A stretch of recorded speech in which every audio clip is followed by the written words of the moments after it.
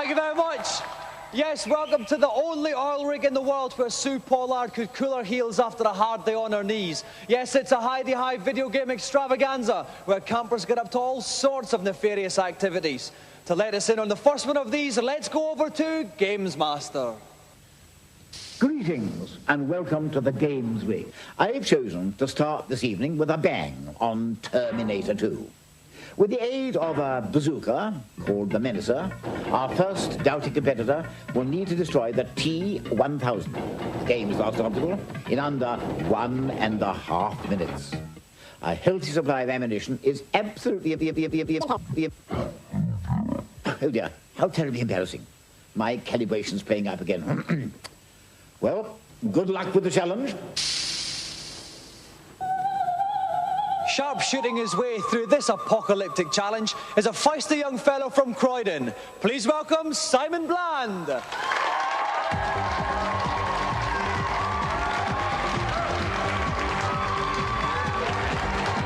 to the show, Simon. This is for you. Thank you. Now, Simon, tell us a little about the Menacer. What's it like to play with? It's okay, it takes a bit of getting used to. How do you fancy your chances at the T2 game then? I don't know, it should be all right. I've had lots of practice at it. All right, well, listen, best of luck, Simon. If you'd like to hang on there, get ready to shoot off. Riding shotgun with me for this challenge is Neil West from Mega. Welcome, Neil. Hi, Dominic. Now, what attributes does Simon need to be triumphant tonight? Well, he's got to have a sure eye and a quick trigger finger, that's for sure. He says he's been practicing, which is good, because there are 3 crucial shots he's got to get in throughout this challenge. He's got to shoot the Terminator once in each eye and then between the eyes, and he's got to make sure that he doesn't get the boy John. OK, he's got a lot to think about. Let's hope he's up to the task. So, Simon has 1.5 minutes in which to dispose of the T-1000 and save mankind. Are you ready, Simon? Ready. Your 1.5 minutes begin now. So off with Simon's 1.5 minutes. Now, what's he doing at the start here? Right, Neil? all he's doing now is gaining some ammunition. These cartridges falling down are shotgun cartridges. He'll need those later on. OK, we can see in the top left-hand corner of the screen the amount of cartridges he's got. He's got 143 That's just now. plenty. He won't need any more than that. We can see John running to safety. The T-1000's behind him. He's going to take shelter somewhere over here on this platform. The T-1000 will then turn up, and then it's the final showdown, the end of the game. OK, then. Here's little John cowering away. He doesn't defend himself much, does he, John? No, he doesn't. He's pretty feeble, to be honest. And here's the T-1000. Now, at the bottom left-hand side of the screen, we can see the energy that Simon's got. That's right. Obviously, Simon's got to protect that. He's got to avoid taking hits as much as possible. And the only way to do that is to keep gunning the T-1000 down. Now, the T-1000 is actually going for John Connor, isn't he? He is, that's right. We've got to keep him away from John Connor, or else it's game over, end for mankind, and all sorts of other horrible things. Right, now, okay, right. Now it's time to go. He's got particular Simon. He's got the right eye. Now he's got to get the left. Oh, it's the right eye again. He's got to start again. He cannot do that. He can't shoot 2 with the same eye in a row. Okay, oh, he's ducking and weaving this T-1000. Okay, there goes the left. Now he's got to get the right one. Oh, no, he's in the middle now.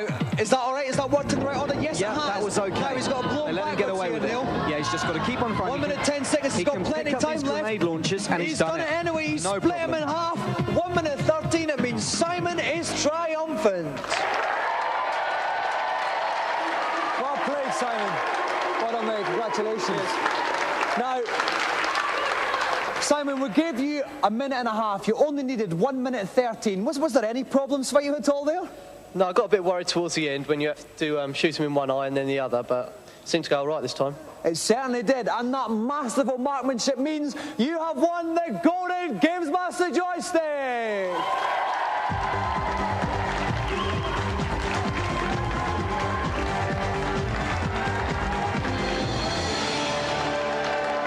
So let's have another round of applause for the triumphant challenger, Simon Bland!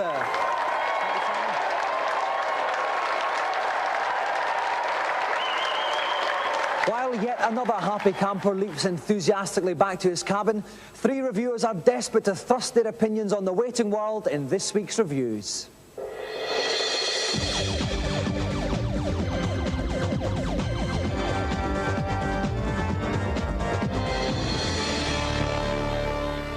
This week we set hearts a-pumping and spirits erect as we look at heroic games. First up, the man with the hat and the worrying love of whips is back in Indiana Jones and the Last Crusade. Didn't like this very much. It's just a bit boring, really. It's a platform game. It's got It's simple. The actual gameplay of jumping over things and collecting objects has been done countless times before, and on the Mega Drive it just isn't passable anymore. Quite nice. Not the greatest thing you'll ever see on the Mega Drive, but certainly okay.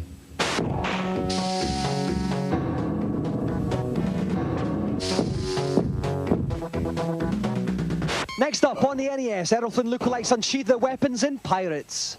Really good, addictive, plenty of gameplay there. Should keep you going for hours and hours, weeks and weeks. Even the hardiest games player is going to find this a real challenge. Graphically, Pirates leaves a lot to be desired, and it looks very crude, but scrape away that rubbish exterior and there's a real blinder of a game waiting to get out. This is excellent, sterling stuff.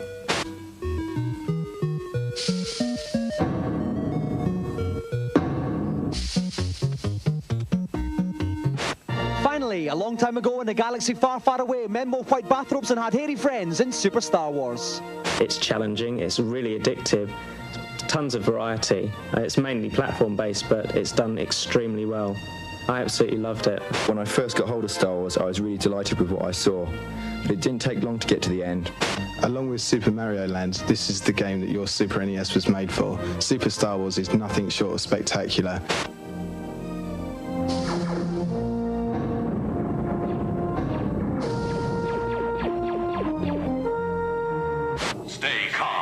Everybody must have seen this spanking Super Nintendo ad that's been bombarding your senses for a while now. This week our feature looks at how it was made. The ad's creative director Andy Wakefield talks us through from start to finish. What Super Nintendo had to do when it was launched as a system was to establish itself as the ultimate in gameplay. We spent about 3 or 4 days, which went into a week and 2 weeks, just playing games. We very quickly realised that we were absolutely useless. We couldn't get past level 1, and that's really the birth of the line, will you ever reach the end? The ad began life as a storyboard, a book of drawings showing what the finished advert would actually look like. The main character was then sketched out, but they required somebody to fill its boots. We thought the Sega guy was a bit too squeaky clean, a bit too Tom Cruise. We wanted someone a bit more Mickey Rourke. Mickey Rourke did not know quite what he was letting himself into, however. He was hurled around, turned upside down and filmed against blue screens. This would allow game footage and other film to be laid in behind him. But perhaps most difficult of all was the complete body cast, which was required to make the robot costume. That was probably pretty painful. He was about 8 hours in makeup. The stage was now set for the special effects technique called morphing. It's a technique that changes from one extreme to the other. We changed a normal-looking guy to a superhuman robot. When you see the hands racing over the controls, that was done in a few different stages. The similar thing was done with a mask, and stage by stage, that visor came down over the face to form like a Mercury over the visor. Finally, how long does all this malarkey take to complete? All in all, from start to finish, was about 3 to 5 months in the end. The total cost has become a bit of a myth, really. Let's say $500,000.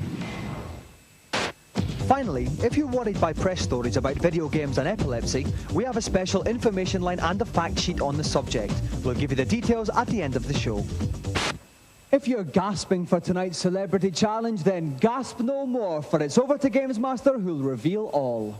Tonight's second challenge is a sharp-shooting showdown on Gallagher's Gallery. The object of the game is to accumulate points down at the local shopping mall by shooting more objects than your opponent. So prepare yourself for some anguish in the aisles and have a nice day.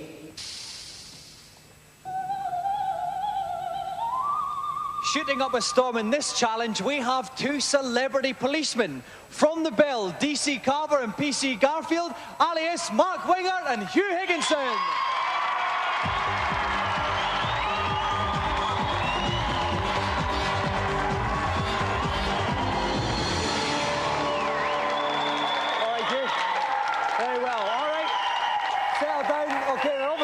Very excited. I'm dead excited myself. Listen, I know you've got a hectic schedule. Do you find the time to play some games in it? Well, funny enough, it all started off with a Game Boy. Have you ever seen 4 policemen sitting on a sofa going like this?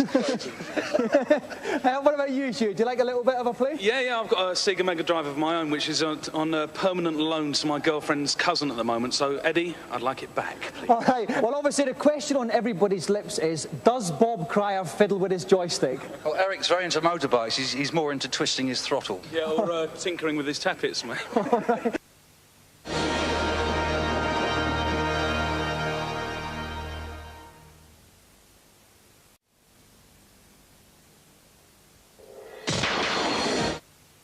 Mark Wingett and Hugh Higginson from the Bill are preparing for an awesome shootout in Gallagher's Gallery. I'm being accompanied by Tim Boone from NMS. Tim, any tips for the boys on this then? Why is it that you always do the shootouts, by the way? Oh, well, you know what they say about the Gamesmaster, Dominic. He likes a bit of a bang, doesn't he?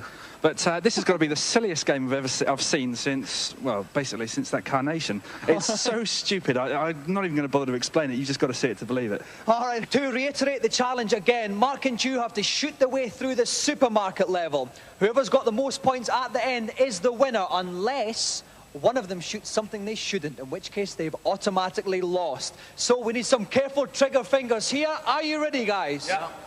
Then off you go. Okay, so Hugh has the purple score in the bottom left, Mark has the green score in the bottom right. Okay, watch where the fly's going to land and shoot wherever it lands. Okay, so that's Mark got the first and on one the there. peas, there it goes. Oh, he got a couple there though. Hang on the jelly. There we go. 250 on Mark's on the spud, and finally the well, the vomit really. It's going to land on that, and away we go. Like there's something Annie Marisha cooked up. Okay. So it's 800 points to Mark, 450 points an egg is going to fall off this list. Now, depending on where it falls, depends on how many points you get. They've blown. Oh, they got, no, I think they might have just got it. Yeah. Just got in the fall. Excellent. You got a the wedding cake. That's Mark again, Excellent. 1150, please 750. Now shoot the Diet Coke as much as you can, as fast as you can. Mark's sneaking ahead. You can see Mark's bullet holes are green and Hugh's are red. Yep. Mark 1300, please. Hugh's 750. Shoot that diet. Oh no, it's Mark Wingett is streaking ahead here. It's all CID's way. Very well. Hugh's not even getting a look in just now. He's shooting skies. No, shoot the oranges. You never get this in Tesco's, do you? Just shoot those oranges. Here they go. Oh, Mark's streaking further ahead. Perhaps Hugh's shooting blanks, but no, he got one there. Yep, excellent. 800, although Mark's still ahead with 750. And we hope it's going to be closer. No, one more to come. Oh dear, I think this is a walkover. Okay, now shoot the spinach. Okay, whatever you do not shoot the cherries. Don't shoot a cherry because Gallagher likes cherries. Okay, there we go. There we are. 850 place, No, not this 1900 one. though. Yep, shoot that. 900 still for Mark Wingett, and that is the end of the challenge. So at the end, Mark Wingett at 1900, Hugh Higginson 850. So Mark Wingett is the winner.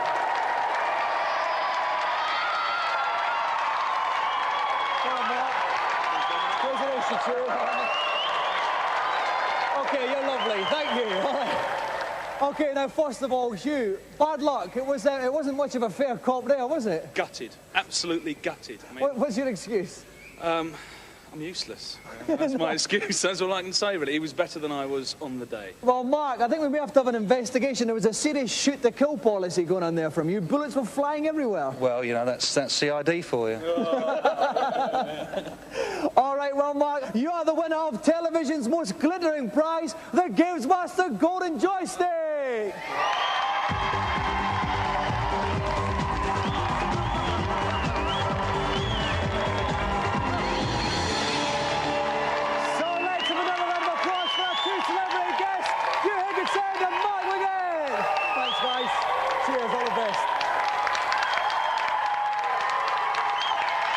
While Hugh and Mark catch a quick chopper back to Sunhill, some more mortals are made to look ever so slightly silly in the consultation zone.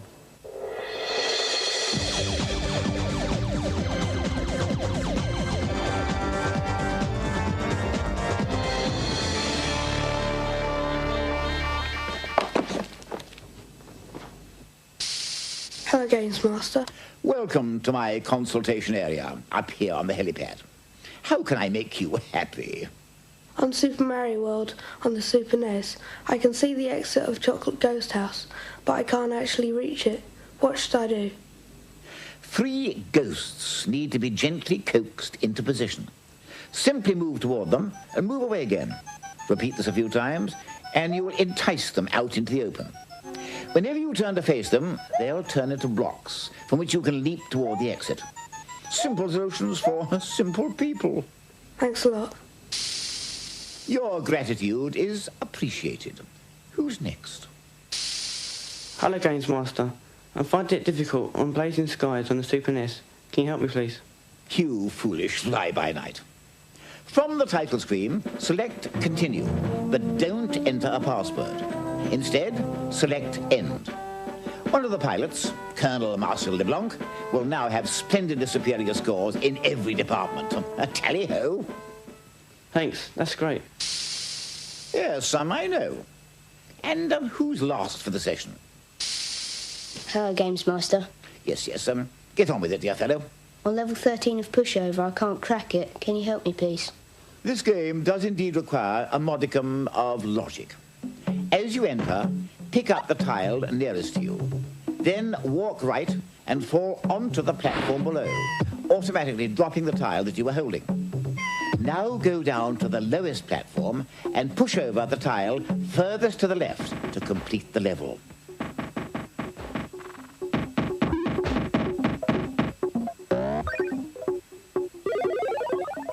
Great, thanks. That's enough for goodies for the moment.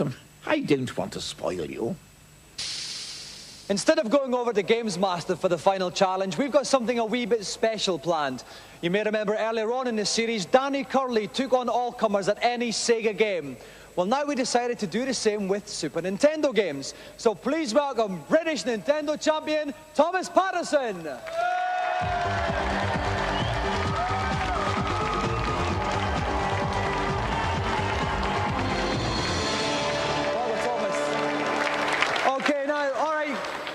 Calm down. Now, Thomas, tell us a little bit about how you became champion. Well, I played a national tabloid Nintendo competition and I won all that through all the stages. So, are you quite confident you can beat anyone on any Nintendo game? Hopefully. All right then, so if there's anyone there who'd like to challenge Thomas, please stick up your hand if you fancy yourself as a Nintendo expert. Okay, too ugly. Oh, gorgeous, yes. Young boy up there, blonde hair, stripy outfit. Come on down, give him a round of applause.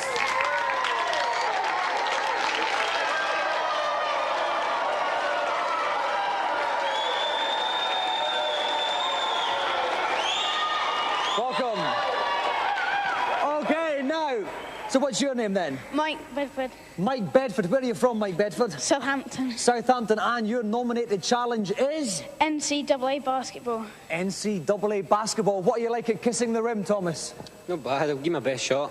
Okay then. Right, Mike, take the left. Thomas, take the right. Let's get ready for tip-off. While our YTS researcher Doug sets up the game, I'm joined by Jim Douglas from Gamesmaster magazine. Jim, any tips for this basketball game?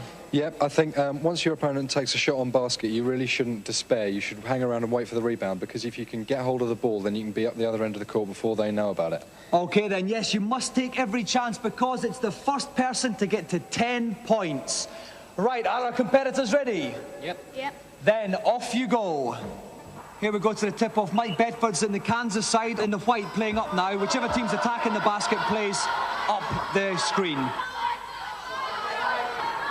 It's a shot there from Mike. It hits the rim. Now here's this rebound. This is where you can really make the most of the rebound. If he'd got hold of that, then he could be straight up the other end. Okay, this is Thomas now in the blue. Going up there now, he's getting in quite close. He jumps, he shoots. It's a rebound again. I really think they should just get straight in. He's got the rebound, he's slam dunked it. Marvellous. Thomas gets the rebound, slam dunks it for 2 points. Okay, so here goes Mike. You may notice little squares above each character. If the squares are shapes of green, it's safe to pass to them. If it's yellow, it's quite safe. If it's red, it's dangerous.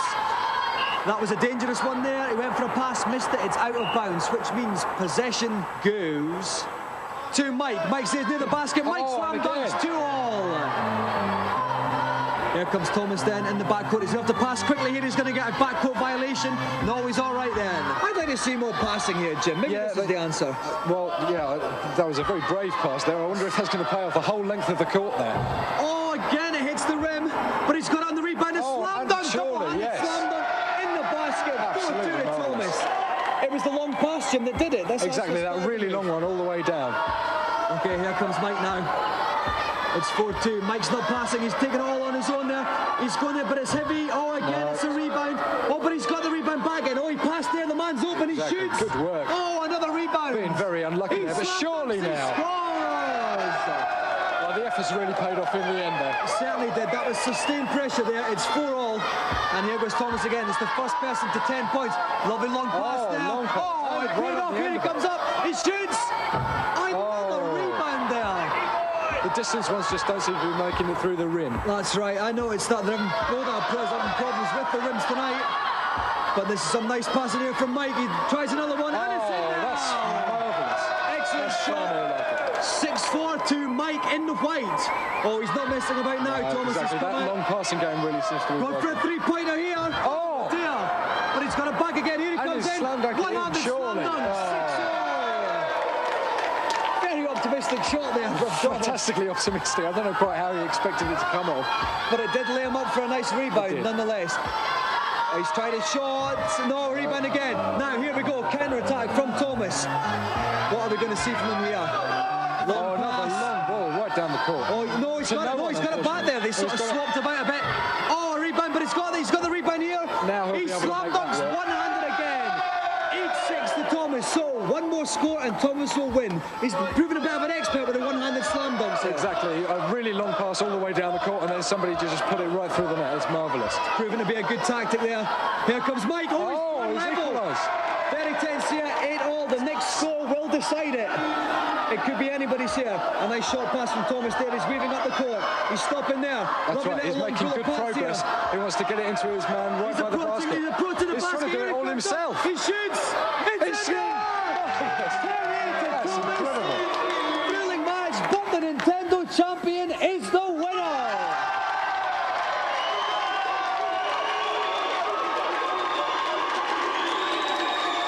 Phew! What a scorcher! Oh, what an amazing game! That was right down to the wire there, Mike. It was 8-all, and then he just managed to stop the last one in. What was the difference in the end there, Mike? I think it was that he got the rebounds of my shots. Yeah, he got the fast breaks after that, didn't he? But you did a brilliant performance. You enjoyed the game? Yeah, it's brilliant. Excellent. Okay, Thomas. Now, you are the champion, but this boy pushed you really close, didn't he? Aye, he's going to be a brilliant player when he gets older. And any excuses from you? Why was it so close? Oh well, bit slack. Bit slack. Hopefully you can tighten up next week, because unfortunately we're not going to give you a golden joystick because we think that you're too good for stuff like that. But what we will do is ask if you'll come back next week to take on someone else. Aye, no problem. Okay then, let's have another round of applause for Mike Bedford and the reigning champion, Thomas Patterson.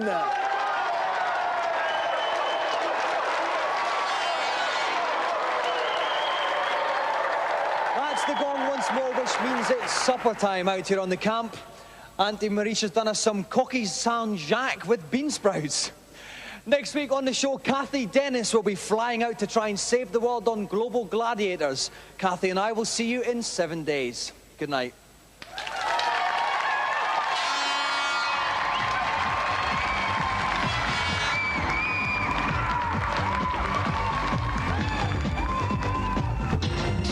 If you are worried by stories about video games and epilepsy and would like more information, you can send for the Gamesmaster fact sheet. Please write to PO Box 91, London E14 9GT, enclosing a stamped addressed envelope.